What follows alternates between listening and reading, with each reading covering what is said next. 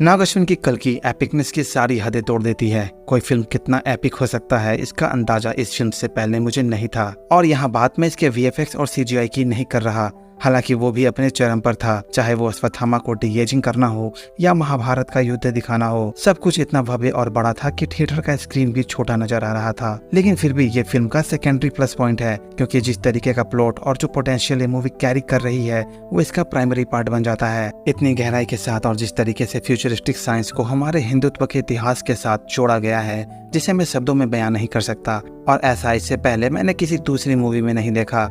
तो आगे बढ़ने से पहले आप देख रहे हैं बिहाइंड द 70mm। मैं हूं राकेश कुमार और स्वागत है आपका हमारे इस छोटे से चैनल में, जहां आज हम बात करेंगे कि नाग अश्विन की कल्कि कितनी एपिक है। मुझे यकीन है कि इससे पहले आपने बी.आर. चोपड़ा की या स्टार प्लस की महाभारत तो जरूर देखी होगी, पर जो महाभारत के ग्लिम्स हमें अश्वत्थामा के सपनों में दिखाए जाते हैं वो आपका अब तक का पहला एक्सपीरियंस होगा एक एब्सोल्यूट महाभारत का। वो स्टार्टिंग के 10 मिनट जिसमें अश्वत्थामा एक छोटे घास को ब्रह्मास्त्र में बदल देते हैं, या अर्जुन और कर्ण की प्रतिद्वंदिता जिसमें वो एक दूसरे के रथ को पीछे खिसकाते हैं। हर एक फ्रेम इस बात का प्रमाण है कि इससे बेहतर प्रेजेंटेशन महाभारत का लाइव एक्शन में तो नहीं हो सकता। इसके अतिरिक्त फिल्म का विलेन सुप्रीम यास्किन के रूप में कमल हसन पहली बार किसी खलनायक की भूमिका निभा रहे हैं, पर जिस तरीके का रौला और भय वो स्क्रीन पर दिखा रहे हैं वो बाहर तक फील होता है। कमल हसन अगर इसे आगे भी मेंटेन रखते हैं तो वो सदी के ग्रेट विलेन की लिस्ट में खुद को शामिल कर सकते हैं, क्योंकि सुपर यास्किन का चरित्र ही इस तरीके से क्राफ्ट किया गया है जैसे वो खुद को उद्धारकर्ता के रूप में देखता हो। इसका स्क्रीन प्रेजेंटेशन भी हमें मेटाफोरिकली बहुत कुछ समझाता है, जैसे वो 5 पिंड जो उसके आसपास घूम रहे होते हैं,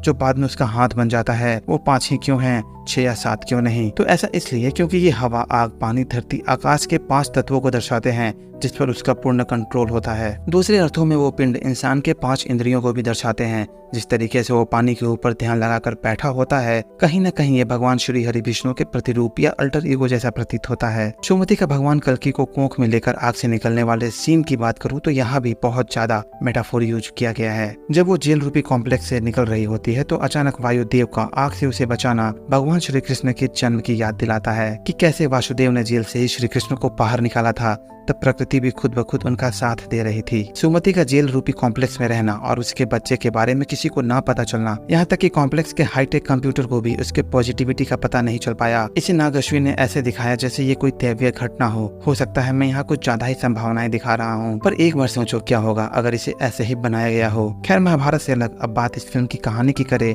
तो इसकी कहानी डिस्टोपियन एरा में सेट होती है, जिसमें डिटेलिंग इतनी जबरदस्त है कि इसके वर्ल्ड बिल्डिंग हमें फील करवाती है कि क्या होगा अगर सच में ऐसा हो। तो मैं हैरान हूँ कि जिस तरीके की फिल्म बनाने में हॉलीवुड को 200 मिलियन खर्च करने पड़ते हैं, नाग अश्विन ने उसे मात्र लगभग 70 मिलियन में कैसे बना दिया। तो इसका जवाब होगा उनकी कल्पना शक्ति, क्योंकि अगर कोई चीज है जो पौराणिक कथाओं और साइंस को एक दूसरे में सम्मोहित करती है तो वो है केवल कल्पना, क्योंकि कल्पना आविष्कारों की नींव बन जाती है। और ये फिल्म भी भारतीय फिल्म इतिहास में किसी आविष्कार की तरह खुद को रिप्रेजेंट करती है, क्योंकि मुझे नहीं पता कि इससे भी अच्छी फिल्म जो अपने इतिहास की गरिमा और गौरव को इतनी भव्यता के साथ दिखाए वो कैसी होगी। ऐसा नहीं है कि सिनेमैटिक दृष्टिकोण से ये फिल्म परफेक्ट एग्जाम्पल है, बल्कि इसमें बहुत खामियां हैं। मैं इस तरीके की कहानी में थोड़ी भी कॉमेडी की गुंजाइश नहीं रखता। इसका स्क्रीन प्ले भी थोड़ा स्लो है।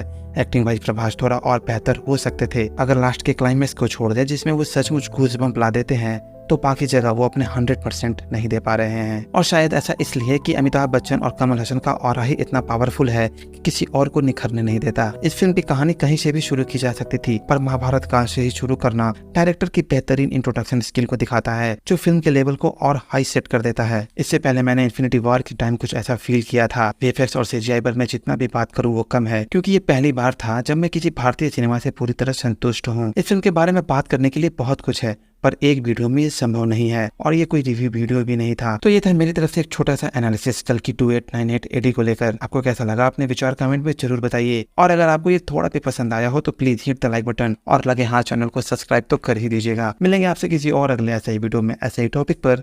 तब तक के लिए थैंक यू, धन्यवाद, वंदे मातरम।